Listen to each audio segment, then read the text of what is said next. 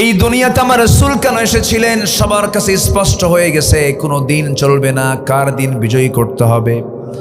আসতে বলবেন না, কার দিন বিজয়ী করতে হবে। আল্লাহর দিন বিজয়ী করার জন্য আমাকে আপনাকে চেষ্টা করতে হবে। আল্লাহ রাব্বুল আলামিন তার রাসূলকে এই দায়িত্ব দিয়ে দুনিয়াতে পাঠিয়েছিলেন। 12টা পয়েন্ট আমি আস্তে আস্তে করে বলে বলে শেষ করে দেব। আমার নবীজি যে রাষ্ট্র গঠন করেছিলেন সে রাষ্ট্রের 1 নম্বর দিক ছিল তিনি তাওহীদকে প্রতিষ্ঠা করেছিলেন। যে সমাজে কোনো শিরকের কোনো গন্ধ ছিল না। আমার দেশে মাজার পূজা আছে না নাই বলেন? আসতে বলবেন না, আছে না নাই? মহাস্থান কত দূর? ট্রাক নতুন কিনলে কোথায় নেয়?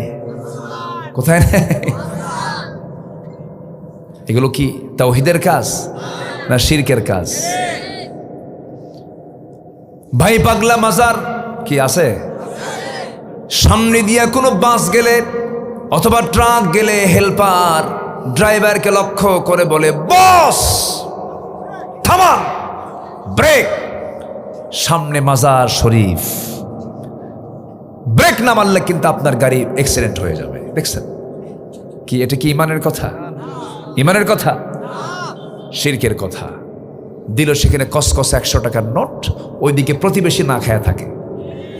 এরকম আছে না নাই বলেন তো? আচ্ছা। শনিবারে বাঁশ কাটা যাবে না, আছে। সকালবেলা বাকি দেওয়া যাবে না, মঙ্গলবারে বিয়ে হওয়া যাবে না। এরপরে বৃষ্টির দিন কেউ যদি কারো বিয়ে হয় সারা জীবন তার চোখের পানি ফুরাবে না। ফতুয়ায়ে দাদি, ফতুয়ায়ে। ছোট্টবেলায় দেখেছি, হয়তো আমারও কপালে কালো চিহ্ন, কালো টিপ দিয়ে দিয়েছে, দেয় নাই? কালো টিপ লাগায় দিয়েছে। আপনি আপনার দাদিকে বলবেন, দাদি কালো টিপ কেন দেয়? জানি না। মনে হয় কি জন্য যে দিছে জানি না, খালি কয় জানি না। কি কয়? জানি না। বদনজর থেকে বাঁচার জন্য ওই কালো টিপ বিশ্বাস করা এটা শিরকের কাজ। শনিবারে বাঁশ কাটা যাবে না, শিরকের কাজ। এরকম করে হাজারো শিরকের সরাসরি আজকের সমাজে আছে না নাই? আছে। আমার বন্ধুগণ, এই তো সাধারণ শিরক। স্পষ্ট বড়, সবচাইতে বড় শিরক হলো জমিনে আল্লাহর দিন ছাড়া অন্য কোনো দিন দিয়ে সমাজটাকে চালানো, রাষ্ট্রকে আল্লাহর দিন ইসলাম ছাড়া অন্য কিছু দিয়ে চালানো। এবং অনেকে স্পষ্ট ভাষায় জানিয়ে বলে দেন, ইসলাম দিয়ে আজকের দুনিয়া চলবে না, কোরআন আজকের দুনিয়ায় চলবে না। এই জাতীয় কথা বলবে যে তার ঈমান আছে না গেছে? ঈমান আছে না গেছে? চলে গেছে, ঈমান থাকবে না। আমার বন্ধুগণ, 12টা পয়েন্টের মাত্র 1 নম্বর পয়েন্ট কেবল বললাম। আরো 11টা পয়েন্ট পড়ে আছে। আমরা আস্তে আস্তে করে শুনবো। আমার নবীজি তাওহীদ প্রতিষ্ঠা করতে গিয়ে মক্কার মাটিতে ফুল পেয়েছেন না পাথর পেয়েছেন? মক্কার মাটিতে আদর পেয়েছেন না লাঠির বাড়ি পেয়েছেন? আরে কিভাবে মারছে রাসূলকে! ওই হাদিসটা আমাকে খুবই কাঁদায়। আমার নবীজি মক্কার মাটিতে একদিন কাবা শরীফের সামনে গিয়ে তিনি নামাজে দাঁড়ায় গেছেন, রুকুতে চলে গেছেন। উতবা, সাইবা, মুগিরা, কাট্টা কাট্টা কাফের এগুলো সব এক জায়গায় হয়ে রাসূলকে দেখে হেও করছে, ঠাট্টা করছে, আর বলতেছে, মুহাম্মাদের বাহিনীগুলো দেখো, বেলাল কালো কুসকুসে, বেলাল কালো কুসকুসে, খাব্বাব কামার, এইরকম কামার সাইজের, গোলাম সাইজের লোক নিয়ে মোহাম্মদ বিশ্ববিজয়ের স্বপ্ন দেখে এরকম করে হেও প্রতিপন্ন করছে, রাসূলকে গালমন্দ করছে। আমার নবীজি যখন রুকুতে চলে গেছেন, সহিহ বুখারীর বর্ণনা, আমার নবীজি যখন রুকুতে চলে গেছেন, সঙ্গে সঙ্গে ওই কাফের মুশরিকরা সবাই কি করলো? উটের পচা নারী ভরি, দুর্গন্ধ পচা নারী ভরি নবীজির রুকু হারালতে, যখন রাসূল রুকুর হালতে তিনি যখন রুকু করছেন, ওই সময় পিঠের উপরে উটের পচা নারী ভরি চাপায়া দিয়েছে। আমার নবীজি সহ্য করতে না পেরে ভার উপর হয়ে হামাগুড়ি দিয়ে পড়ে গেছেন। নবীজি আর উঠতে পারেন না। ফাতিমা রাদিয়াল্লাহু তাআলা আনহা, নবীজির সবার ছোট মেয়ে ফাতিমা, এসে নবীজির ঘাট থেকে, পিঠ থেকে পচা নারী ভুঁড়িগুলো সরাইয়া দিলেন। আমার নবীজি কোনোদিন সহজে বদদোয়া দিতেন না, লানত করতেন না, কিন্তু সেই দিন আমার নবীজি লানত করে একটা বদদোয়া দিয়েছেন। আমার নবীজি সেই দিন 7 জন কাফেরের বিরুদ্ধে লানত করেছেন। 1 নম্বর হলো আমর ইবনে হিশাম। আমর ইবনে হিশাম মানে আবু জেহেল। আমর ইবনে হিশাম, উতবা ইবনে রাবিআ, শাইবা ইবনে রাবিআ, ওয়ালিদ ইবনে উতবা, উমাইয়া ইবনে খালফ, উকবা ইবনে আবু মুআদ, ওমর ইবনে ওয়ালিদ, এই 7 জনের নাম নিয়ে বলতেছে, আল্লাহ এদের প্রতি তোমার লানত নাজিল করো, লানত দাও, লানত বর্ষণ করো। নবীজির মুখ থেকে যদি কোনো কথা বের হয় কবুল হতে দেরি না তাড়াতাড়ি, দেরি না তাড়াতাড়ি। এই 7 জন কাফের কেউ টিকতে পারে না। এই সব বদর যুদ্ধের দিন যেদিন চলে গেছে, ওই বদর যুদ্ধের ময়দানে 7টা কাফের সব বদর কূপের মধ্যে কুকুরের মতো দুনিয়া থেকে বিদায় নিয়েছে। আমার বন্ধুগণ, সেই মক্কায় আমার নবীজি তাওহীদকে প্রতিষ্ঠা করেছেন। আমার নবীজি যে যুগে জন্ম নিয়েছিলেন সেই যুগের মানুষগুলো এত মূর্তি বানাতো, পৌত্তলিকতার প্রতি তাদের মধ্যে ছিল বেশি। এমনকি মূর্তি বানাতে বানাতে শেষ পর্যন্ত যে কালো কাপড় দিয়ে মুড়ানো ঘর, সেই ঘরের নামটা কি বলেন? কাবা। বলেন কি নাম?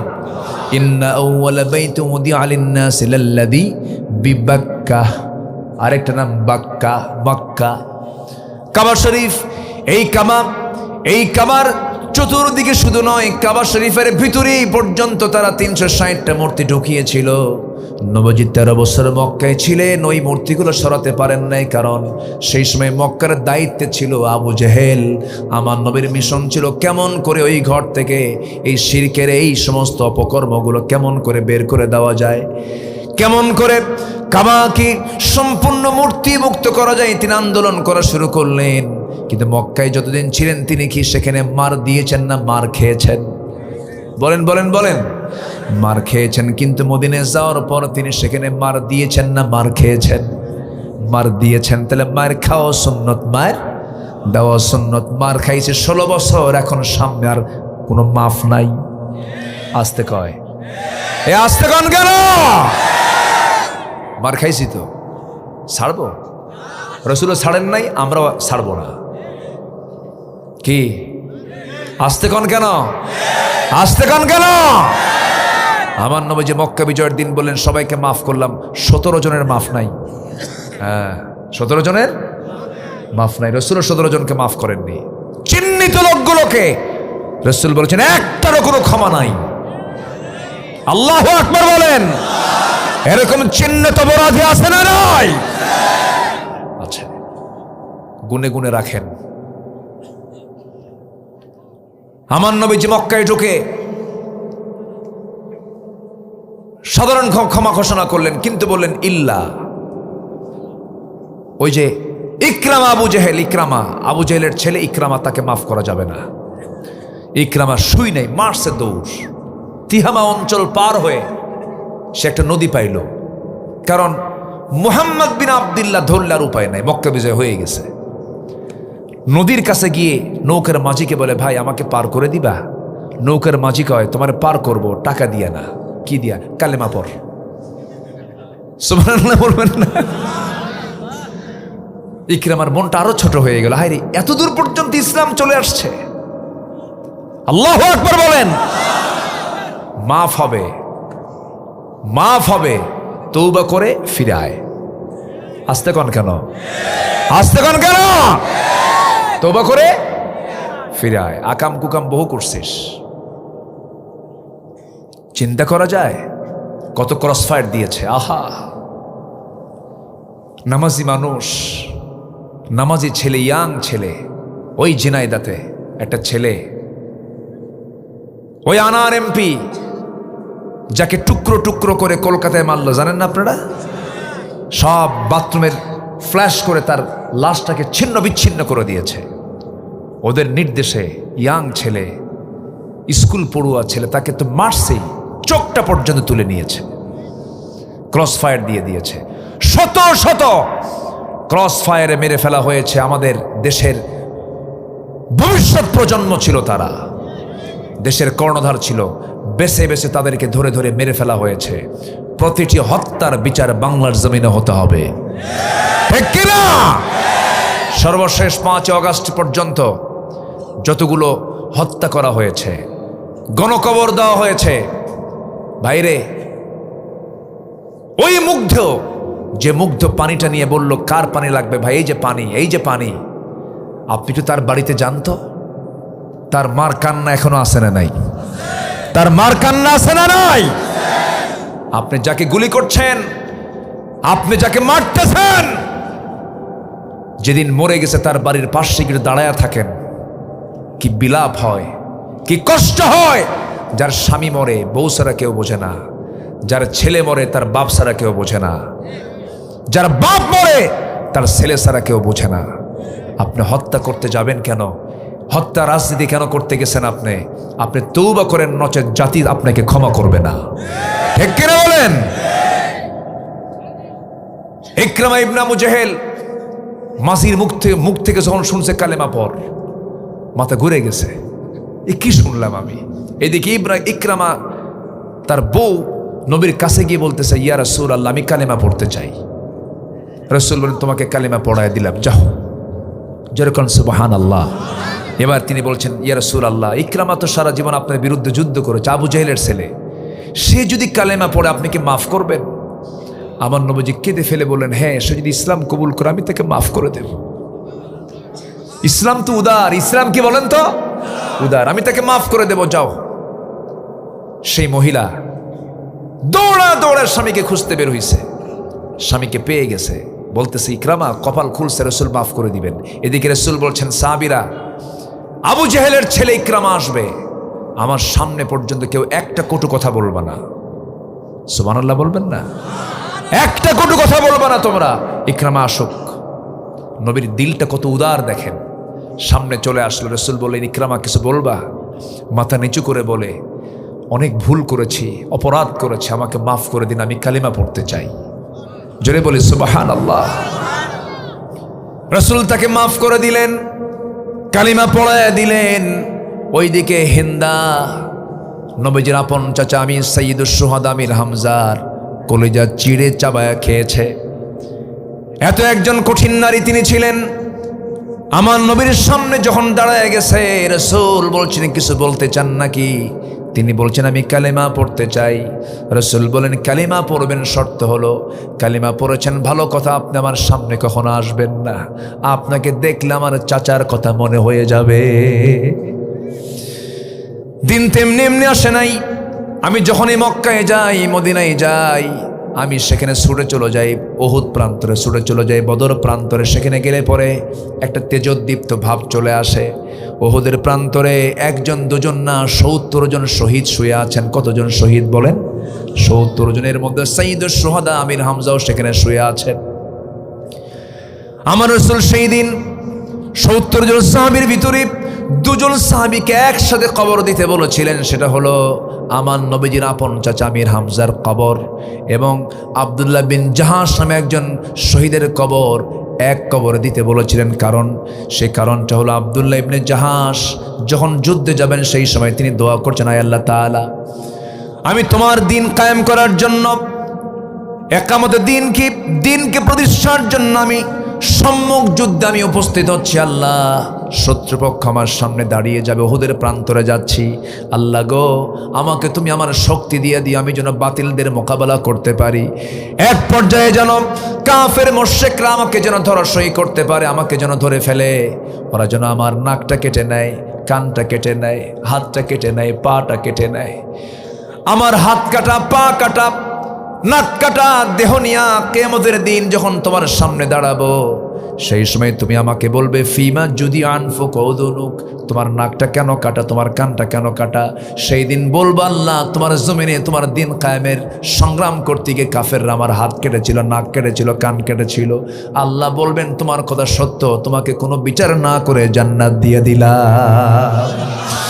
আমার নবীজি বললেন, ও আমার সাহাবীরা, আমার আব্দুল্লাহ বিন জাহাশের লাশ পৃথক কবরে না দিয়ে আমার চাচার কবর একসঙ্গে দিয়ে দাও। কারণ চাচার যে দশা, আব্দুল্লাহ বিন জাহাশের সেই দশা, একই বডি, নাক কাটা, কান কাটা। হাত কাটা, পা কাটা, ছিন্ন বিচ্ছিন্ন দেহ সবগুলোকে এক জায়গায় করে শুয়ে রাখা হয়েছে একই কবরে। আমার বন্ধুগণ, দিন তেমনি এমনি আসে নাই, দিন কায়েমের জন্য এতগুলো রক্ত ঝরিয়েছেন। আল্লাহ বলছেন, বান্দার আমি তোমাকে জান্নাত দেব, জান দাও মাল দাও, আমি তোমাকে জান্নাত দেব। জোরে কোন সুবহানাল্লাহ। সূরা তাওবার 111 নম্বর আয়াত, ইন্নাল্লাহা আশতারা মিনাল মুমিনিনা আনফুসাহুম ওয়া আমওয়ালাহুম বিআন্না লাহুমুল জান্নাহ ইউকাতিলুনা ফি সাবিলিহি ফায়াকতুলুনা ওয়া ইউকতালুন ওয়া'দান আলাইহি হাক্কান ফিত তাওরাতি ওয়াল ইনজিলি ওয়াল কুরআন। জোরে বলুন আল্লাহু আকবার। জান্নাত পেতে হলে আমরা আল্লাহর কাছে কি দিয়ে দেব বলেন? কি দেব? মাল দেব। আর কি দেব? জান দেব। আল্লাহ আমাকে কি দিবেন বলেন? জান্নাত দিয়ে দিবেন। এই চুক্তি করছেন আমার সঙ্গে তিনি। আমার কে? সূরা তাওবার 111 নম্বর আয়াত বাড়িতে গিয়ে মিলায় নেবেন। আমার বন্ধুগণ, অনেক লম্বা লম্বা কথা। আবার 2 নম্বরে চলে আসি। আমার নবী যেমন রাষ্ট্র গড়ে তুললেন, যে রাষ্ট্রে কোনো হিংসা ছিল না। আমার দেশে হিংসা কম না বেশি? শুধু হিংসা না, মহাহিংসা। মহাহিংসা। হিংসার, আমরা হিংসার সাগরে হাবুডুবু খাই। হিংসা আছে না নাই? জমি কেনে একজন, হিংসা করে আর একজন। আছে নাকি কাহালু? আছে? জমি কেনে একজন, হিংসা করে আরেকজন। একটু ভালো চলে, ব্যবসা ভালো করে, আরেকজন শুধু মাথা থাপড়ায়। হাই রে, কি হলো রে? কি আছে এরকম? আছে না? আপনার ভিতরে যখন হিংসা কাজ করবে, তখন আপনাকে ভাবতে হবে আপনার ইমানের মধ্যে ক্যান্সার ঢুকেছে। ইমানের ক্যান্সার হলো হিংসা। হিংসা করা যাবে না। আল্লাহ তুমি তাকে সম্পদ দিয়েছো, তুমি আমাকেও সম্পদ দিয়ে দাও। আল্লাহ তুমি তার ছেলে দান করেছো, তুমি আল্লাহ আমাকে একটা ছেলে দিয়ে দাও। কিছু কিছু পরিবারে, একই পরিবারে 6টা ছেলে মেয়ে নাই, আবার কিছু পরিবারে 6টা মেয়ে ছেলে নাই। কিছু কিছু মহিলার আগের মাথায় এক পর্যায়ে বলেই ফেলে, আল্লাহ তোমার চোখ আসলেই কানা। এরকম কয় না? এরকম কয় না? কেমন করে তুমি এই বাড়িতে 6টা ছেলে দিলা, আমার বাড়িতে 6টা মেয়ে দিলাম, একটু ভাগাভাগি করে দিলেই তো হতো। ওটা ওখানকার 3টা, এখানকার 3টা নিয়ে গেলে তো হয়ে যেত। দেখছেন হিসাব? দেখছেন? অঙ্ক মিলাই দেখেন। মানে ও আল্লাহর সাথে বেশি অঙ্ক জানে। এরকম করা যাবে না। আল্লাহ যা দিয়েছেন, আল্লাহ আমি তাতেই খুশি। সন্তান ছেলে হোক মেয়ে হোক, কখনো মন খারাপ করা যাবে না। ছেলে হলে খুশি হয়, মেয়ে হলে বেজার হয়, এমন লোক আছে না নাই বলেন? আমার এক মুসল্লি, এক স্কুলের হেডমাস্টার ছিলেন। এক মুসল্লি, তার 7টা মেয়ে। কয়টা মেয়ে বলেন? 7টা মেয়ে। 7টা মেয়ে যখন হলো আমাকে বলতেছে, হুজুর আমার একটা স্মৃতিচারণ করতে চাই। কি? 7টা মেয়ে যখন হলো, 8ম সন্তান আমার স্ত্রীর গর্ভে। 8ম সন্তানটা যখন দুনিয়াতে আসলো, তখন ওটাও মেয়ে সন্তান হলো। 8ম সন্তান যখন মেয়ে হয়ে গেছে, সব আত্মীয় স্বজন 14 গোষ্ঠী সব আমার বাড়িতে এসে হাজির। চোখ এরকম গরুর মতো বানাইছে সব। রাগ করে এসে বলতেছে, কি ভাগ্যা শুরু করছো? এতগুলো বাচ্চা হওয়ার পর আবার নাও? আর নেওয়ার দরকার না, 8টা হয়েছে। বাচ্চার নাম রাখো এবার ইতি। ইতি মানে কি? ইতি, সমাপ্তি। আর না চাই না। তো হুজুর আমাকে যখন এইভাবে পরামর্শ দিল, আমি বললাম, আমি তো বুঝি, আমি তো শিক্ষিত মানুষ, ছেলে মেয়ে তো আল্লাহই দেন। আমি খুবই খুশি হয়েছি 8ম মেয়ে যখন মেয়ে হয়েছে আমার, আমি খুবই খুশি হয়েছি।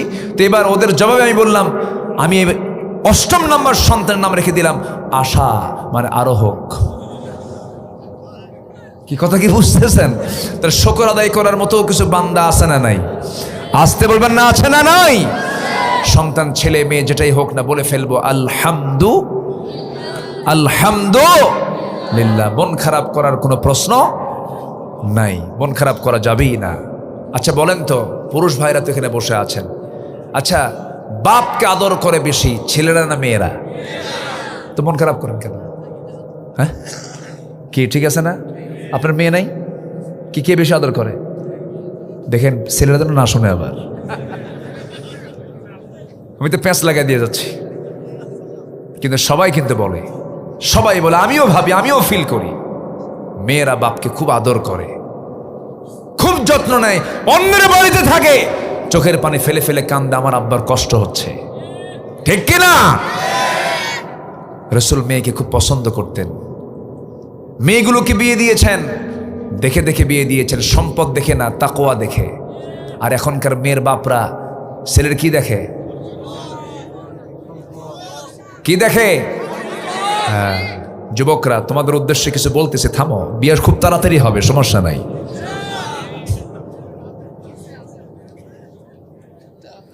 এই ছোট বাচ্চাও হাসে আর কয় ইনশাআল্লাহ, কর দেখছে, এই যে দেখতেছে না, আসতেছে। জি, ওরা সব বুঝে তো, ওরা এখন আধুনিক দুনিয়া না, ওরা আমাদের চাইতো ফাস্ট, অনেক বেশি বোঝে ওরা। সম্মানিত ভাইয়েরা, আমার রাসূল মেয়েকে বিয়ে দিয়েছেন তাকওয়ার যোগ্যতা দেখে, তাকওয়া দেখে বিয়ে দিয়েছেন। আবার এক জামাই ছিল ধনী, বিশাল ধনী, মক্কার শ্রেষ্ঠ ধনী, বিয়ে দিছেন। আবার এমন জামাই নিছেন সবচাইতে ভিআইপি ফকির। কি ফকির গন্ত, কিচ্ছু নাই। ধনীরা প্রস্তাব দিল, রাসূল বললেন না, আমার পছন্দের মেয়ে তো বেশি, এটা ধনী মেয়ে হবে, ধনী ছেলে হবে না, দেখো তো গরিব গরিব কে আছে। উনি খুঁজে খুঁজে বের করলেন আলীকে। আলীকে বলেন, আলী বিয়ে করবা? কুজুর দিলে করব, আছে কিছুকে, বাড়ি তো নাই আমার। রাসূল বলেন, তাহলে কি করবা? মহারণা দিতে হবে তো, কে যে আমার তরবারি, এই যে ঢাল। রাসূল বলেন, যাও ঢালটা বিক্রি করো, ঢাল ছাড়াও যুদ্ধ হয়। বিক্রি করতে গেছেন, কাস্টমার সাইয়েদনা ওসমান জিন্নুরাইন, বড় জামাই। তিনি বলতেছেন, তুমি কেন সাত সকালে সকালে এখানে কেন বাজারে আসছো? কে ঢাল বিক্রি করতে আসছে। কেন? বিয়ে ঠিক হয়েছে। কার সাথে? আপনার শালীর সাথে। সাইয়েদনা ওসমান বললেন, তাই ঠিক আছে, ঢাল দাও, এই যে টাকা নাও। টাকা দিলেন, ঢাল নিলেন। কিছু দূরে যেতে না যেতে সাইয়েদনা ওসমান বললেন, আলী, যোদ্ধার হাতে কি ঢাল না থাকলে মানায়? এ তো মানায় না, ঢালটা তোমাকে গিফট করলাম, দিয়ে দিলাম, যাও। মানে টাকাও নিলেন, ঢালও নিলেন, নবীর সামনে দাঁড়ালেন। রাসূল বলছেন, ঢাল মনে হয় বিক্রি হয়নি। খুঁজে, বিক্রি হয়েছে তো, আবার আমাকে একজন উপহার দিয়েছে। কে? ওসমান। লোক আর খুঁজে পাও নাই। আল্লাহু আকবার বলবেন না? রাসূল বলেন, বড় মেয়েকে, বড় মেয়ের জামাইকে আমি বলতে পারলাম না। কিন্তু বলেন তো, কোনো শ্বশুর যদি জামাইকে না বলে মেয়েকে বিয়ে দেয়, শালীর বিয়া দুলাভাই জানে না, এরকম যদি হয়, তাহলে কি হতে পারে বলেন তো? কি হতে পারে? বউকে বলবে, তোর বাপ তো মানুষই না রে, কি ঠিক কিনা বলেন? এরকম করে বলবে। কিন্তু এরকম তো ছেঁচড়া জামাই রমিন না। দাওয়াতের নেশা তো এরকম নাই যে দাওয়াত খেতেই হবে আমার। উনি মেনে নিলেন। রাসূল বললেন, আলী, বিয়ে হয়ে যাচ্ছে। রাসূল মেয়ের কাছে গেলেন, মা, বিয়ে দেব, তোমার কি পছন্দ? মেয়ে বলছে, আব্বা, আপনার পছন্দ আমার পছন্দ। সুবহানাল্লাহ বলবেন না? এখনকার মেয়েরা কি তা বলে? এখনকার মেয়েরা কি তা বলে? বলে, আব্বা, তুমি তো বুড়া হয়ে গেছো, তোমার রুচি নাই। তোমার কি নাই? রুচি নাই। আব্বু, দেখো ওই ছেলেটা খুব ভালো, খুবই স্মার্ট। বাপ দেখতে গেছে, যায় দেখে সকালে এক বোতল, বিকাল আরেক বোতল। আছে না নাই? সকালে এক বোতল, আরেক বোতল, ও নিজে এক বোতল। এসে বলতেছে, মা, ও তো বোতল। কাব্বা, বোতল হোক, মন খুব ভালো বাবা। আছে না নাই? বাবার অনুমতি ছাড়া, মার অনুমতি ছাড়া। যুবকরা শোনো, কথাগুলো মনোযোগ দিয়ে শোনো। এই কথা অক্ষর অক্ষরে এটা মিলে যাবে। বাবা আর মার পারমিশন ছাড়া যে বিয়ে হবে, আল্লাহর কসম, ওই পরিবারের শান্তি হবে না, হবে না, হবে না। ঠিক কিনা? বাপ মাকে নিতে হবে, এটা শর্ত। ফাতিমা বললেন, আব্বা, আপনি যা বলবেন তাই হবে। বাপ কি বোঝে না? বাপ কি কোনো মেয়েকে অপত্রে দিতে চায়? বাবার চাইতে বেশি আদর পৃথিবীর কোনো মানুষ করতে পারে না। আমার নবীজি বিয়ে দিলেন। বিয়ে দেওয়ার পর বললেন, মা, স্বামীর ঘর করে খাও, এখন তোমার জন্য শ্রেষ্ঠ ঘর, বাবার ঘরের চাইতে শ্রেষ্ঠ ঘর তোমার স্বামীর ঘর, এটাই তোমার প্রাধান্যে থাকবে। স্বামীর ঘর করে খাবে, স্বামীর সঙ্গে সুন্দর আচরণ করবে। একটা কথা বলে দিলাম, মা, স্বামীর ঘরে যাও, মৃত্যুর দিন পর্যন্ত স্বামীর বিরুদ্ধে একটা নালিশ যেন আমার কানে না আসে। আল্লাহু আকবার বলেন। আর আজকের মেয়ের বাপরা কি বলে? মেয়েকে বিয়ে দিয়ে বলে, মা, যা সংসার কর, যদি কিছু হয় শুধু ফোন দিবি, খাইয়া ফালাবো। কি আছে না নাই বলেন তো? অশান্তি হয়ে যায়। এরকম করা যাবে না। আমার নবীজি মেয়ে ফাতিমাকে বিয়ে দিলেন গরিবের ঘরে। ঘর নাই, বাড়ি নাই, টাকা নাই, পয়সা নাই, না খেয়ে থাকা হয় মাঝে মাঝে। একদিন নবীর কাছে সে বলছে, আব্বাজান, ঘরে তেমন কিছু নাই, কাজের মানুষও নাই, আপনার দুইটা নাতি নিয়ে আমার সব কাজ করতে গিয়ে আমি হিমশিম খাই, দেখুন তো একটা খাদেম দেওয়া যায় নাকি? আমার নবীজি বলছেন, ফাতিমা এদিকে আসো। তোমার পিতা মুহাম্মদ সাল্লাল্লাহু আলাইহি সাল্লাম নিজের কাপড় নিজে ধৌত করে, নিজের ঘর নিজে ঝাড় দেয়, নিজের কাজ নিজে করে, অন্যকে কাজ দিয়ে সে পছন্দ করে না। আমার কলিজার টুকরা মেয়ে আমার, দুনিয়াকে লম্বা করো না, দুনিয়াকে বড় করো না, কাজের মানুষের কোনো প্রয়োজন নাই। মা তোমাকে একটা আমল শেখায় দেই, সুবহানাল্লাহ, আলহামদুলিল্লাহ, আল্লাহু আকবার। সকাল সন্ধ্যা তুমি 33 বার 34 বার বলবে, আল্লাহ রাব্বুল আলামিন তোমার সমস্ত কাজের জিম্মাদারি হয়ে যাবেন। জোরে বলি সুবহানাল্লাহ। মায়েরা কি মাহফিল আছে? আমার মায়েরা কথাগুলো শুনবেন, একটু ভাগ ভাগ করে তো কথা বলতে হয়। আমার নবীজি ওই যে মেয়ে ফাতিমাকে পাঠায়া দিলেন, কোনদিন নবীর বিরুদ্ধে, স্বামীর বিরুদ্ধে একটা নালিশ আসে নাই, একটা কথা বলেন নাই। আবার বড় মেয়ে কুলসুমকে বিয়ে দিয়েছেন, কুলসুম রাদিয়াল্লাহু আনহাকে বিয়ে দিয়েছেন। ওসমান জিন্নুরাইনের সাথে 2 মেয়েকে বিয়ে দিয়েছেন। আল্লাহু আকবার বলেন। একটা মেয়ে মারা যাওয়ার পর আরেকটা মেয়েকে রাসূল বিয়ে দিয়েছেন তার সাথে। সে ওসমান জিন্নুরাইন এমন ধনী ছিলেন যে ধনী লোকটা মাঝে মাঝে নবীর কাছে সে বলতেন, ইয়া রাসূলুল্লাহ, সম্পদ ভালো লাগে না, আপনি আমার জন্য দোয়া করুন, আল্লাহ যেন আমার সম্পদ কমায়া দেয়। আচ্ছা, এরকম কি ধনী আছে দুনিয়াতে যে সে দোয়া চাইছে, হুজুর আপনি দোয়া করেন আমি যেন ফকির হই? এরকম আছে? এটা আবার কোন ধনী দেখেন? এসে বলছেন, ইয়া রাসূলুল্লাহ, আমি যেন ফকির হয়ে যাই, সম্পদ যেন কমে যায়। রাসূল বললেন, শোনো ওসমান, প্রশ্ন আছে আমার। কি প্রশ্ন? ওসমান, একটা প্রশ্ন করবো। সেই প্রশ্ন হলো, উটের পিঠে যখন তুমি চড়ে যখন কোথাও যাও, সেই সময় যখন তুমি খাও, কেমন করে খাও বলো তো? হুজুর, উটের পিঠে যখন চলমান থাকি ওই সময় যদি কোনো খাবার খেতে নেই, সেই সময় খাবার খেতে নিলেও আমার হাত থেকে ছুটে যদি একটা দানাও নিচে পড়ে যায়, উটটাকে আস্তে করে সেই জায়গায় বসায় দেই। উট কিন্তু অনেক উঁচা প্রাণী। উটটাকে বসায় দেই, থামা দিয়ে নেমে গিয়ে ওই দানাটা তুলে নিয়ে পানি দিয়ে ধুয়ে পরিষ্কার করে ওই দানাটা খাই, দানা নষ্ট করি না। রাসূল বললেন, তোমার জন্য 1000 বার দোয়া করে কাম হবে না, সম্পদ বাড়বে। জোরে কোন সুবহানাল্লাহ। তাহলে সম্পদ হতেও কোনো সমস্যা নাই, কিন্তু হতে হবে অবৈধ না বৈধ? অবৈধ না বৈধ? বৈধ। সম্পদ হতেও সমস্যা নেই, না হলেও এগুলো নিয়ে ইমানদারের কোনো চিন্তা হবে না। চিন্তা হবে ইমান নিয়ে। চিন্তা হবে কি নিয়ে? ইমান নিয়ে। আল্লাহ কাউকে সম্পদ এমনি দিয়ে দেয়। দেখেন না, গ্রামের মধ্যে কিছু গরিব, গ্রামের মধ্যে কিছু বোকা শোকা মানুষ আছে, সম্পদ অনেক, আর কিছু লোকের এত ভাত পায় না। এ আছে না নাই? দারুণ বুদ্ধি, ভাত নাই। হ্যাঁ হ্যাঁ, প্রচুর বুদ্ধি। এই জন্য রিজিক চাইতে হবে কার কাছে? আমরা হিংসা করব? আমরা হিংসা করব না উদার হব? কি হবে বলেন? কি হবে বলেন? উদার হব। আমার নবীজি হুনাইন যুদ্ধের পরে, কি যুদ্ধ বলেন তো? হুনাইন যুদ্ধের পরে আমার নবীজি গনিমতের কিছু মাল পেলেন। যুদ্ধে বিজয় হওয়ার পর যে মাল পাওয়া যায় তাকে গনিমতের মাল বলা হয়। যুদ্ধলব্ধ সম্পদ পেলেন, যোদ্ধাদের মাঝে বন্টন করে দিলেন, কিন্তু আনসারদের কিচ্ছু দিলেন না, সব দিয়ে দিয়েছেন কুরাইশদের মাঝে, আরবদের মাঝে। এখন বলেন তো, কথা কি হবে না কিছু? আসতে কয় হবে কিনা বলেন? আনসারদের কিছুই যখন দেওয়া হলো না, আমার নবীজির কানে সংবাদ চলে এলো, আনসাররা সব আলোচনা শুরু করে দিয়েছে। কিছু কিছু আনসাররা বলেই ফেললেন, আল্লাহর কসম, রাসূল আমাদেরকে দিলেন না, মনে হয় রাসূল কুরাইশদের সঙ্গে মিশে গেছেন, সব তাদেরকে দিয়ে দিলেন। দেখুন, সাহাবাদের মধ্য থেকে যদি এমন কিছু আসে, মানুষের মধ্যে এগুলো আসে কি আসে না? আসে। কিন্তু আমার নবীজি কি সংকটে পড়লেন, সেই সংকটটাকে কি সুন্দর করে তিনি সমাধান করলেন। তিনি বললেন, আলা তারদাউনা ইয়া মাশারাল আনসার আইয়াযহাবান নাসু বিশ-শাতি ওয়াল বাঈর ওয়া তারজিউ বিরাসূলিল্লাহি ইলা রিহালিকুম।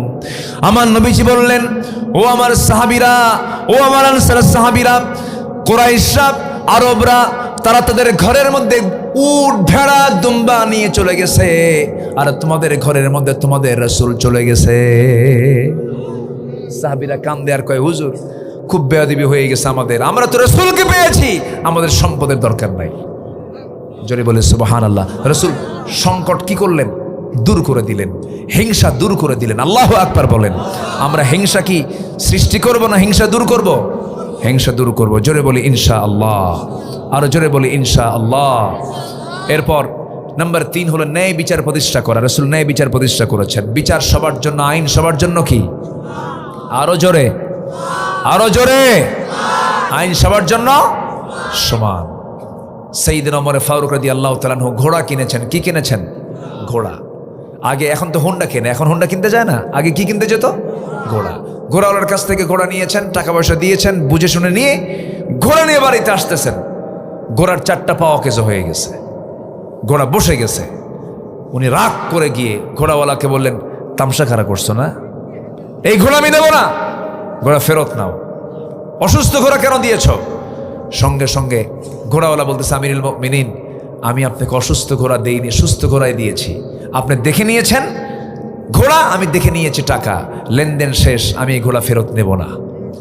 সাইয়েদনা ওমর ফারুক বললেন, না, আমি এই ঘোড়া নেব না। শেষ পর্যন্ত তিনি বলেই ফেললেন যে আমি তোমার ঘোড়া তোমাকে দেব, তুমি আমাকে টাকাটা দিয়ে দাও। এখন ঘোড়াওয়ালা বলতেছে, আমিরুল মুমিনিন, এখানে আপনার কথাও ঠিক নেই, আমার কথাও ঠিক নাই, আপনি একটা বলছেন, আমি একটা বলছি, চলেন আমরা আদালতে যাই।